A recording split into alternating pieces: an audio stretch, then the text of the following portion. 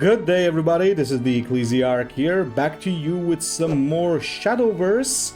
And yeah, I have been playing this game a little bit more. Have been finding some pretty interesting play styles and combos and stuff like that. And one of the things that has been a little bit popular lately, and I saw quite a few iterations on it, was the Dragoncraft base deck, basically the aggro deck, right? So the one that I was mostly playing was the ramped version. I was lucky enough to get a lot of the Dragoncraft cards from my packs. And one of the things that really got me interested is the aggro version. So I decided to check out a couple of decks that are available and make my own version.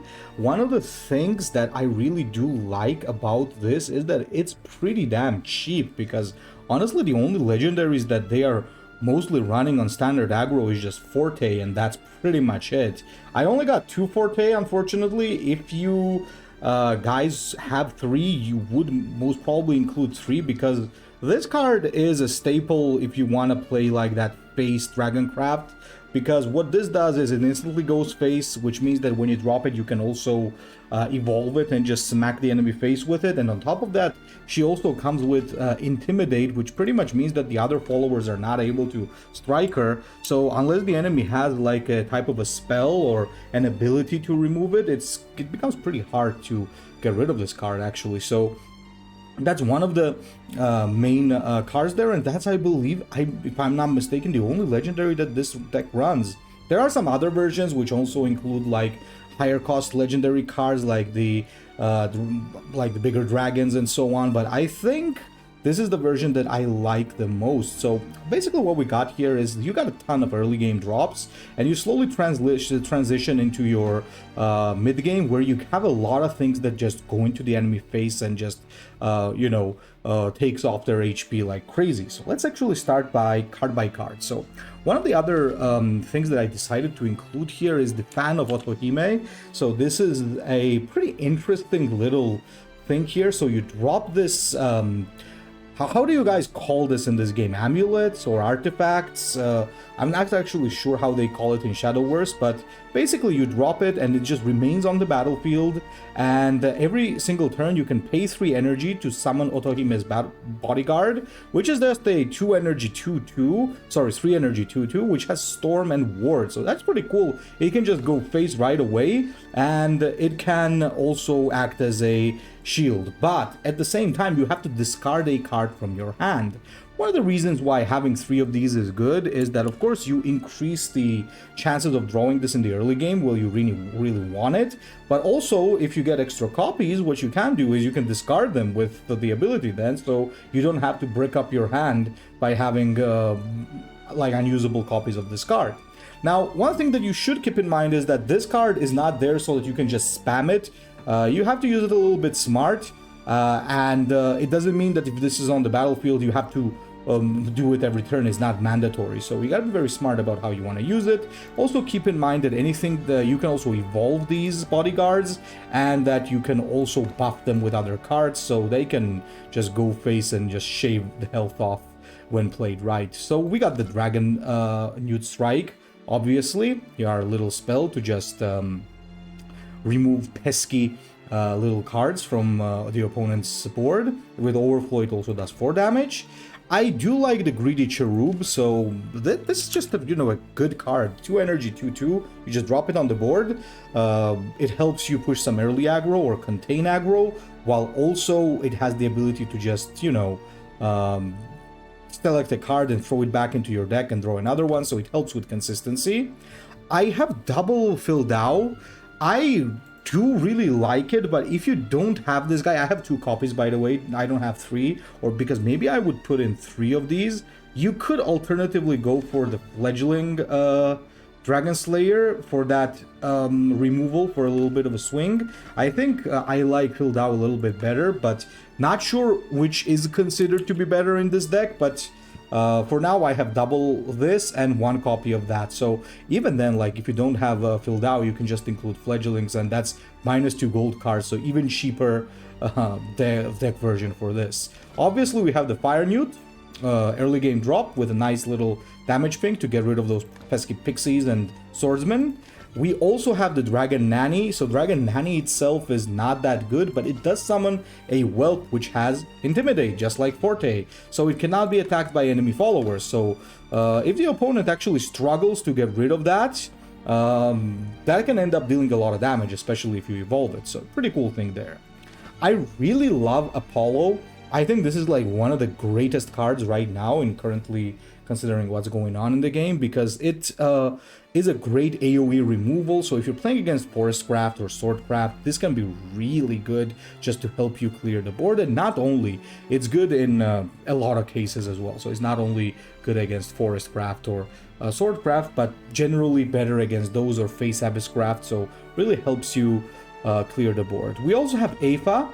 So Aepha, you can just drop it 3 energy just to whack the enemy face if you wanna. Absolutely it's like absolutely an acceptable play, but if you get her on overflow, she also gets Intimidate again, which is really good. But I think the main thing you really want to do with Aepha in an ideal situation is you really want to combo her with Marion, because at 7 energy, if you draw Aepha and Marion, it gives +3/+3 to Aepha, and if you also evolve her, well, that's gonna deal a ton of damage to the enemy face. So yet again, another way of closing out the game. I do have double Draconic Berserker, or do I have triple? No, I have double. So the thing with this is that it has nice stats for the cost, but on top of that, it's another way of dealing AoE in critical situations with Super Evolve, and with Evolve it can also swing. And it has a nice stat line, so I think it's okay for your middle game. I do include Lu Fang. I think that that ramp that comes with Lu Fang is pretty good. Mostly you don't really want to rely on her too much, but she can be pretty good, and if you draw her on overflow, she evolves for free, so gets a rush, so that's always pretty nice.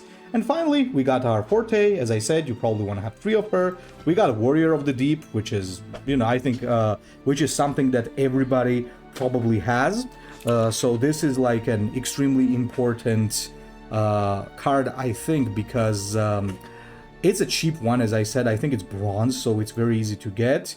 You also get a fanfare to deal 6 damage to the face, and if you super evolve him and destroy something, and that means like 1 damage ping, you deal 7 damage with this. So pretty good to close out the games or bypass the enemy ward with that fanfare ability. And then there's also the Sword Snout Trencher, again another storm card that you can just drop, combo together with Marion, and, you know, evolve or whatever you really want to do. So yeah, this is the deck. Now let's go play some games and actually see how well we are able to do with this. So I actually had some pretty good time playing this deck. I think it's pretty fun.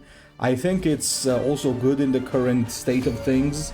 Especially against decks like Runecraft that kind of struggle to contain early board. So, you know, I'd say overall a pretty nice aggro deck plus cheap. So if you're just getting into the game, I think you could build this. So probably we don't want to have this hand right here. Aepha could stay, but I want to fish for more early game stuff. Well, that's not perfect either, honestly, but I guess not too bad. Okay, we just passed the first turn. So, if our opponent is playing the Ramp Druid... Sorry, the Ramp... I keep calling this guy Druid because of Hearthstone. If he's playing the Ramp Dragoncraft, in that case... okay. A lot is going to actually depend... on how fast he's able to ramp up his energy and start whacking us. Now, here's the interesting question. Do I just go face with Aepha plus Fildao, or do I not do that, is the question. Oh boy, boy, boy. Or I could just try Dragon... maybe I'll just remove it now, just to face. I'm not sure how much of a rush we really have currently. Okay, I guess that answers the question. We need to rush a bit. So, we could actually play this and just buff it. I think that's a nice way to go. I was thinking of Aepha, but I think this is better, right? Okay, there's Wu Fang. So he's gonna start ramping. Probably takes out the 4-3. Which is absolutely understandable. Alright. So here, what we do is we play Apollo. And we're gonna evolve this. And we're simply evolving this for an easy reason. We just want to keep dealing damage, that's it. No other reason.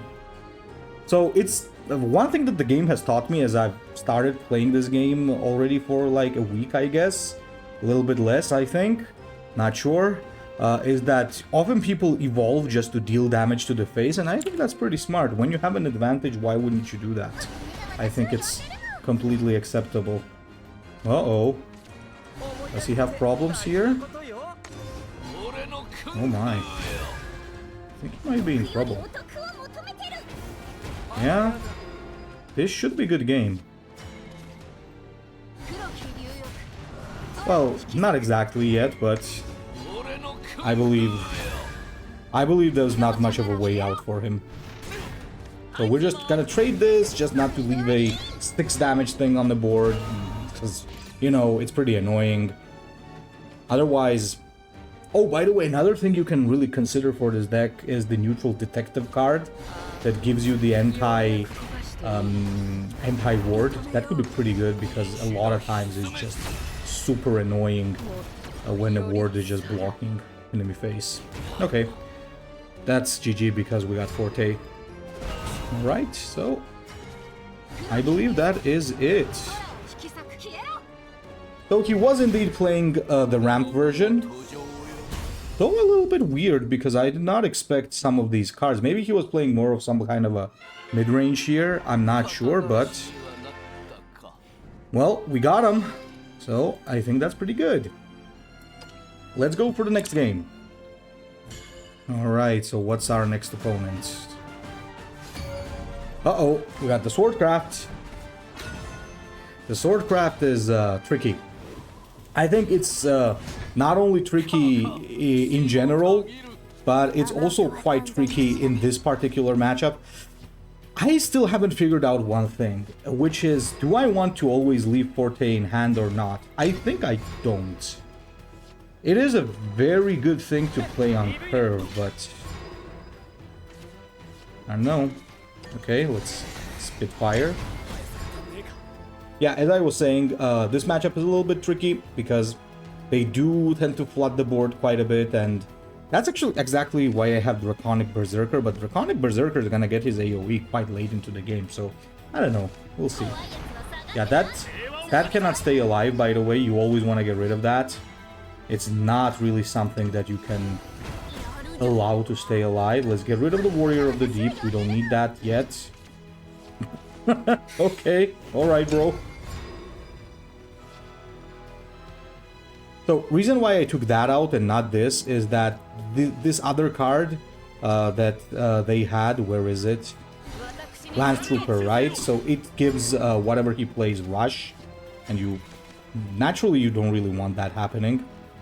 So, here's the real question. Do I play the fan of Otohime here, or do I not play? Decisions. I think I do play it, and what do I get rid of though? I could get rid of the Dragon Strike, but do I want to get rid of the Dragon Strike? Oh, so many decisions. Say trade Cherub. Go face with this. Yeah, let's get rid of the Dragon Strike and we'll just whack him in the face. This matchup is very tricky. And I don't have too much experience in this matchup. Haven't faced them that much, but... well, we'll see. Okay, alright. I think that works. Oh, the Samurai, alright. This is getting a little scary, isn't it? Well, there's Forte. He's gonna be pretty good. Let's evolve. Clear up a little bit. Question is, how does the Swordcraft clear Forte? I wonder. Oh! This is actually pretty good. Because now we can just forte on an basically empty board. We evolve her. There she is. Go face. And now I just need to survive until 8 and I can finish the opponent off. Provided, of course, our opponent is able to destroy Forte in the first place. Actually, we might... yeah, there you go.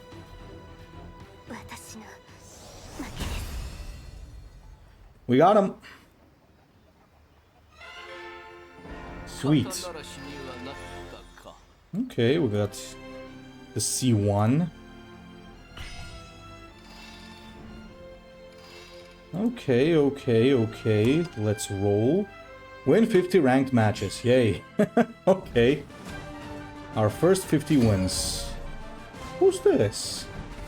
Oh, it's an alternative Forestcraft warlord. I like that. Warlord leader, whatever we call it here. Oh, Fan is good. Newt is great into this matchup. Now, Forestcraft is, I think, one of my favorite matchups with this. Not because like it's like specifically super favorable, but rather because... oh, what do we do here? Do we just mute that? Or just drop the Fan, I wonder? Or do I just play Dragon Nanny? I'd say we play Dragon Nanny, because it's just pretty interesting. Because they have a cool combo, they tend to go face, we tend to go face, and we have to just consider the whole Pixie Swarm that they're gonna be getting here. And we have to try to play around it. So overall, I'd say it's a fun matchup.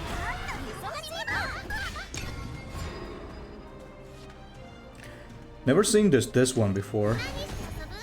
I know, I think it was a default leader in Shadowverse, the previous game. Okay, so we dropped the Fan. Not much else we can do here, unfortunately. It's good that we are bashing the face a little bit. What does this do again? Destroy a card, select an allied follower, and give +1/+1. Okay, fair enough. So here, I think we just buff our dragon and buff it even more. Reason for that, again, Intimidate. Forestcraft does not have many ways of dealing with Intimidate. They do have some ways, for example that, but forcing that out of his hand is actually pretty damn good, so, you know, I'll take it. Oh, we even live. Okay, that's pretty good. So I'm not gonna play Draconic Berserker here. What I'm gonna do is I'm gonna shoot here. I'm gonna engage, drop the Fan because I don't need it. Evolve this. And just whack him in the face. Ah! We got him. We got him.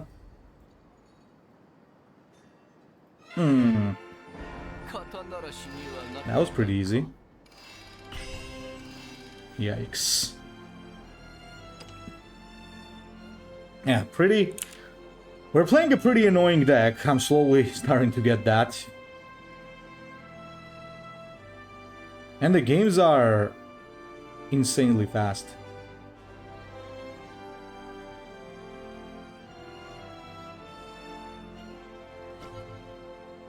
Huh. Why have we been denied?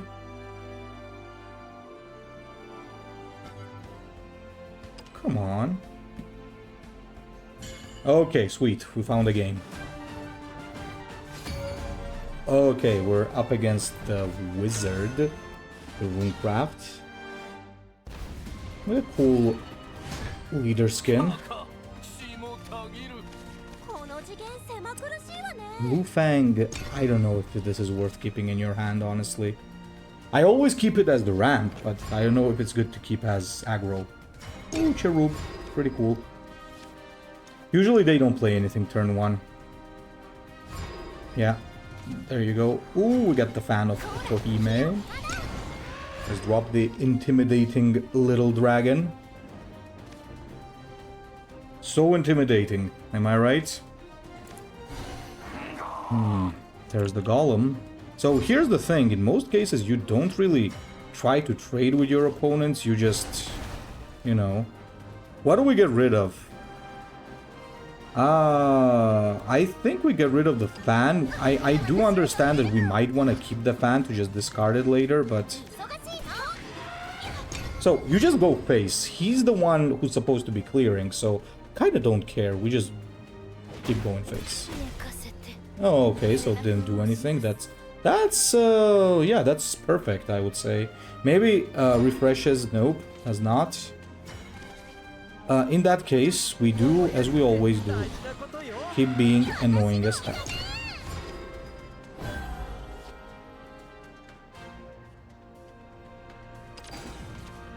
Uh-oh, there's Anna and Greya. And I know for sure what they're gonna do right now.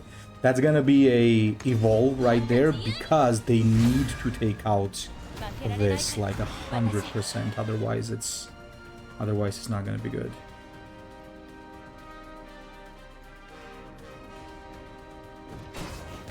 Okay. Huh. I'd say that's a little bit of a mistake there. Because I'll now drop the Dragon Boy, smack this.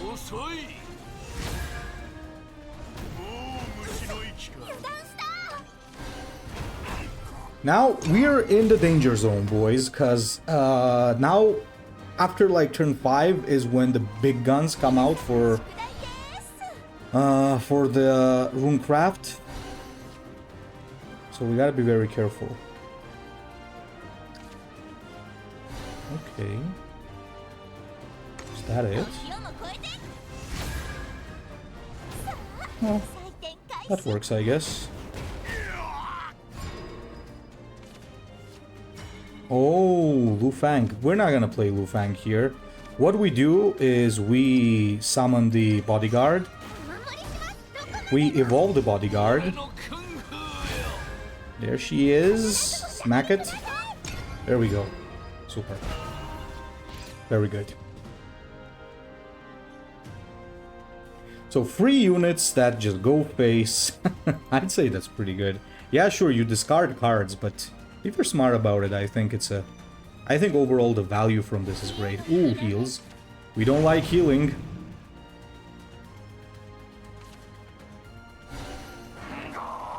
Are you gonna evolve that? Okay, this is not looking good anymore. Yeah, this is not looking good. That's an issue, guys. That's an issue. It's not funny anymore. So, if I summon a bodyguard and I buff it, it goes to 5.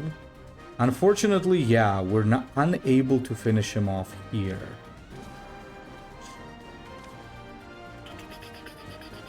So what do we want to do is the question. Because if I leave this, he just wins the game.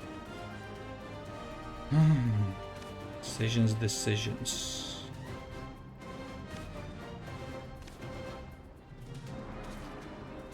And it's not too good. I was not expecting him to drop 2 of these. We can still win though, we'll see. But I think he managed to swing. So that's usually how it is. If they swing the board soon enough, it gets... oh no. Oh no. I think the shark can do some stuff here. And then he has Quan, so that doesn't really help my case either.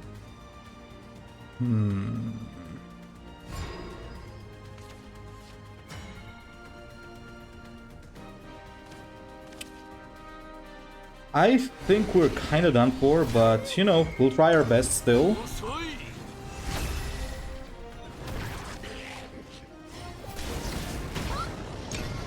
Ah, yeah, we're done for. He's just gonna evolve the golem and finish us off. Good game. Oh, even if he didn't do that, he still had Kuan. Yeah, those two... I did not expect two big boys there. So... Usually this deck is really good into Runecraft. But they can end up swinging it a little bit. Actually, if he hadn't also gotten the heal, we would have had her. So, you know, pretty close. Pretty close. Should have maybe considered that coming, but... Well... You know how it is. You can't be ready for everything. Let's try the next game now.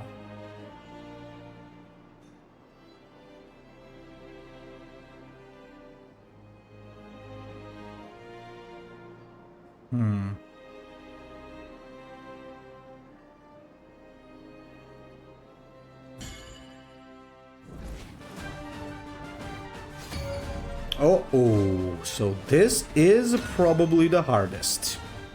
Of all the decks that I mostly face, this is usually the toughest one to deal with. Mostly because they have a very good mix of early, mid, and late game. In the early game, they have a lot of low drops that just generate stuff for them. In the mid game, they have those things that just summon those artifacts that they create. And in the late game, well, you guys know what's coming in the late game, so... Okay, what? That's a pretty slow start. They also... I think the best decks for Portal also mix in some puppets. From what I've seen at least, so... You know.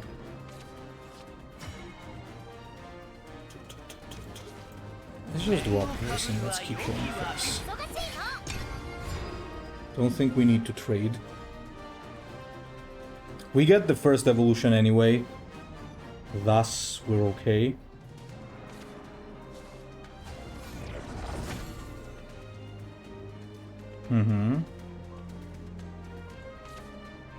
Ooh. Why that, though? I'm actually often surprised that people choose to do that rather than destroy the Fire Drake Whelp. I think people underestimate the Fire Drake Whelp a little bit. I'll be honest. And let me show you why. So we whack this now. And I think what we do is we just buff our Fire Drake. We evolve it. And well, you guys know how this goes, right? Boom. Not saying that he can't swing and get out of this situation, but this is tougher to deal with now. Generally, the Alouette turn is the one that becomes an issue. And I think that's what... yeah, there's Alouette. This is usually the turn that is the most annoying when you're playing against this. The Alouette.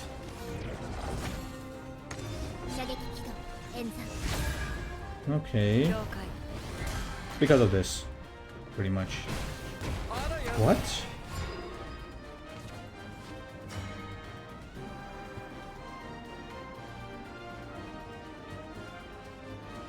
Am I like getting something wrong here? Or was that a horrid misplay? Right there.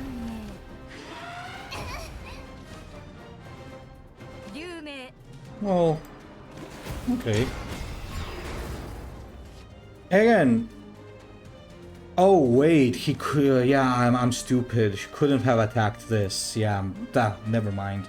I was gonna say why not attack this, but then I realized you can't because it's Intimidate.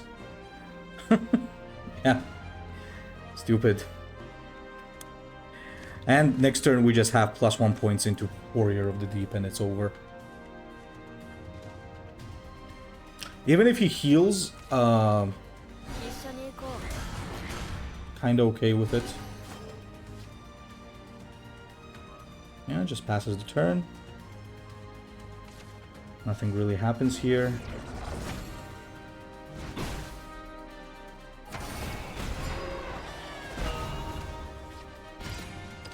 There we go. There's the Shark Boy.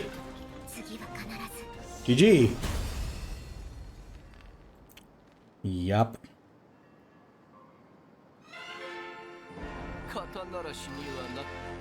I'd say that was pretty good as well. Okay, so guys, that is my current take on the Aggro dragon. Tell me what you think. What would you change? What would you do different? And are there any legendaries that you would substitute in? So you tell me what you think about this. I think in its current form, it's very good. It's very budget friendly. It's easy to play, doesn't require a lot of brain cells. And I think it's pretty good into almost everything. So tell me what you think and leave a comment. Thank you very much. Ecclesiarch out.